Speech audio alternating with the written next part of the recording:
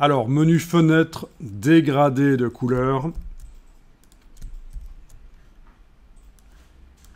La palette dégradée de couleurs peut être agrandie. D'abord, je la rends flottante, je la prends parce que si elle est coincée là-bas sur la droite, c'est foireux. Hein, comme ça, c'est foireux. Je la prends et je la rends flottante.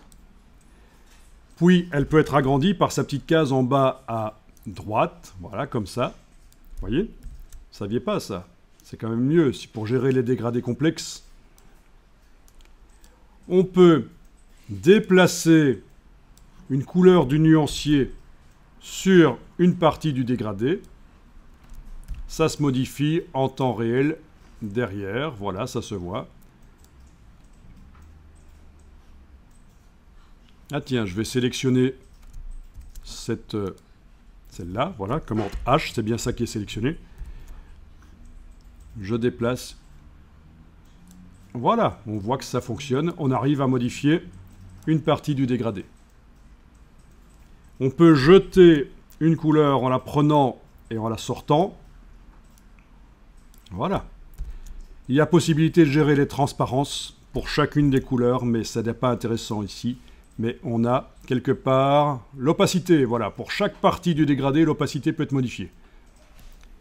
Si c'est pour modifier l'opacité de tout le dégradé, bien sûr, on va modifier l'opacité de l'objet plutôt que du dégradé, de tout le dégradé. Enfin, voilà, ça se gère dans la palette aspect, c'est une autre histoire. Vous voyez à peu près le principe des dégradés.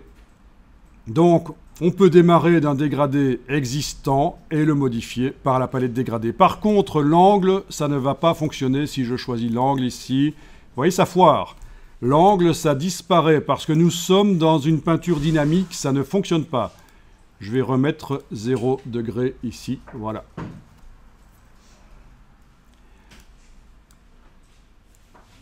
L'outil dégradé pour repositionner le dégradé ne marchera pas non plus.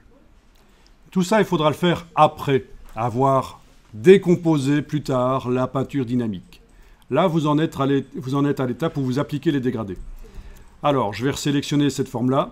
Commande H, c'est bien celle-là qui est sélectionnée. Il y avait d'autres bibliothèques de dégradés dans le menu quand vous êtes allé là tout à l'heure, dans la palette nuancier. Ici, dégradé. Il y avait ciel, blablabla. Mais tout ça, vous y avez accès par les petites flèches ici. Donc vous pouvez tester l'application d'autres dégradés sur les différentes formes. Voilà.